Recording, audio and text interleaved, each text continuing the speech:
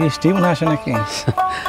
জামাই, হ্যাঁ 2 মাস আমাদের বাড়িতে থাইকা তোমাদের বাড়িতে গেলা, 20 দিনে হয় নাই আবার চলে আসলা।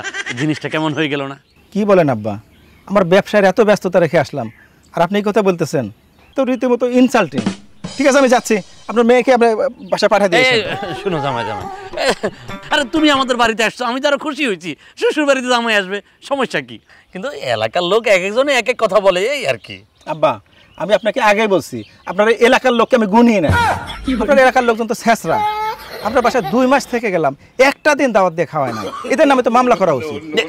থাক বাবা, এই মামলা মোকদ্দমা দরকার নেই, শুধু শুধু ঝামেলা বাড়ায় লাভ কি? আচ্ছা তুমি বলো তো, আমি তোমাকে কম খাওয়াই? হ্যাঁ, আরে সেই জন্যই তো আসি, মানে ভালোবাসার টানে আসি। খাওয়া আমার কাছে আসলে কোনো ম্যাটার করে না। 200-400 লোককে আমি প্রত্যেক মাসে খাওয়াইতে পারি। সেটা তো আমি জানি, তুমি ব্যবসায়ী মানুষ, সে সমত তোমার আছে।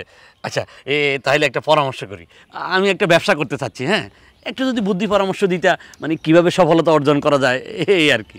Good question, thank you. ভালো একটি প্রশ্ন করেছেন। ব্যবসা করতে হলে প্রথমে আপনাকে 2টা বিষয় মাথায় রাখতে হবে, একটা হচ্ছে সততা আর একটা হচ্ছে সুবুদ্ধি। যদি একটু বুঝিয়ে বলতে। সততা হচ্ছে আপনি যদি কাউকে কথা দেন অবশ্যই সেটা রাখতে হবে। সেটা তো অবশ্যই, সেটা বুঝলাম, কিন্তু যে সুবুদ্ধির বিষয়টা তো বুঝলাম না। সুবুদ্ধি হলে আপনি জীবনে কাউকে কোনোদিন কথাই দিবেন না। তুমি যেমন সবাইকে তেমন মনে করো না? শোনেন, আমার মতো না হলে আপনি ব্যবসায় উন্নতি করতে পারবেন না। আব্বা আপনার শরীর স্বাস্থ্য কিন্তু দিন দিন শুকায় যাচ্ছে। ডায়াবেটিসের রোগী, সব কিছু চাইলেও খাইতে পারি না। ডাক্তারে বলে এটা খাবেন না, ওইটা খাবেন না, এটা খাবেন না, তাই আর কি শরীর শুকিয়ে যাচ্ছে। আপনি ডাক্তারের কথা শোনা যাবে না তো, ডাক্তার তো অনেক কথাই বলে, তাই বলে না খাই থাকবেন? আপনার কি খাইতে মন চায় বলেন তো? খাইতে তো অনেক কিছুই মন চায়।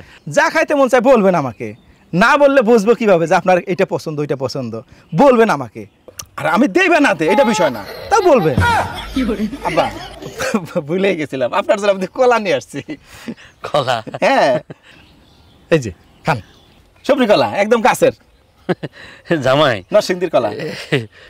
কলাটা কেমন পচা পচা মনে হইতেছে।